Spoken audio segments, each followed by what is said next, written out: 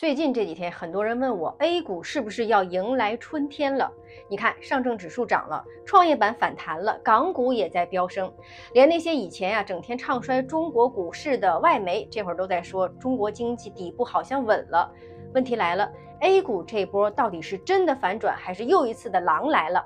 今天呢，我从3个角度讲清楚 A 股的数据表现背后的逻辑和普通人应该怎么应对。A 股确实涨了不少，但背后靠的是什么呢？咱们先来看实在的数据啊。今年2季度，咱们的 GDP 呢增长5.2%，超出市场预期。那工业增加值大涨6.8%，制造出口明显有修复。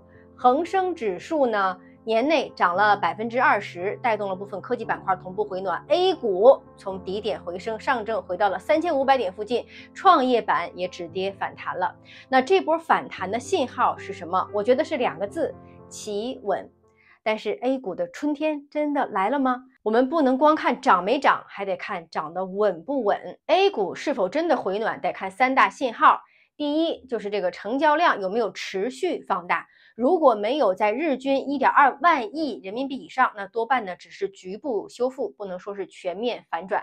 第二，要看政策是不是真的实锤落地，不能光是说要支持，而是要真的消费券下放啦，地产限购放松啦，税费减负出台啦等等。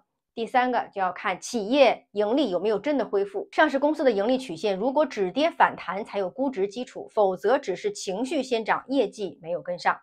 所以在现在这个阶段呢，更像是暖风来了，而不是真正的春天来了。为什么 A 股这几年这么难涨上去？3大问题仍然存在。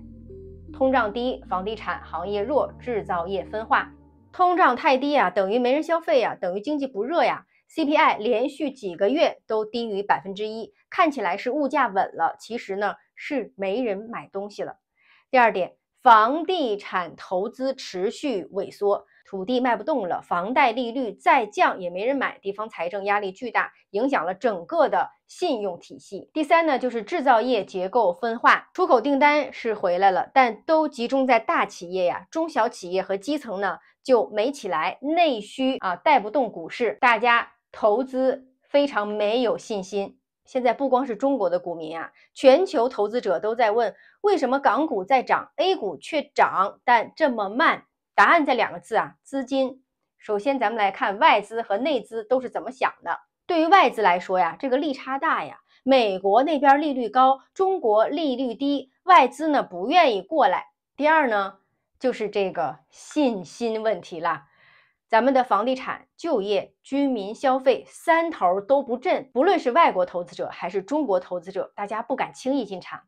第3个就是汇率在波动，人民币在贬值，外资资金呢反而流向了美元资产，再加上国内投资者这几年是连续被割韭菜，伤了心了，也没有信心了，所以现在呢宁可把钱存银行，也不愿意进 A 股。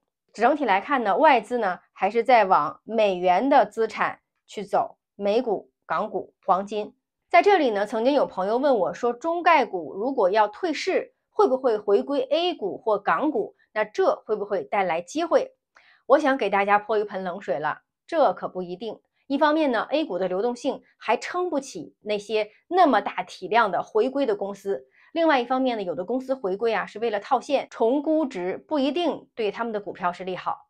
更深层次的风险是中美博弈继续在加剧，投资者的风险偏好被压制了。所以结论很清楚了，这一波反弹呢是一次政策托底加情绪修复式的上涨，但是没有达到全面牛市的标准。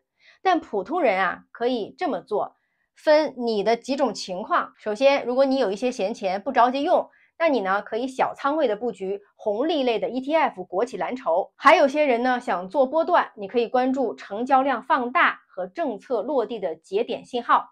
有些人呢风险承受能力非常强，那你可以去选择制造业的龙头科技股回调的机会。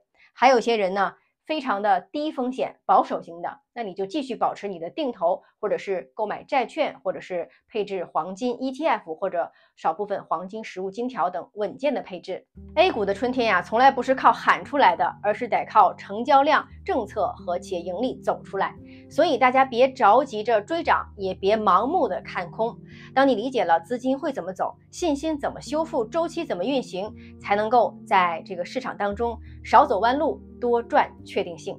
我是苏涵，我们下期见。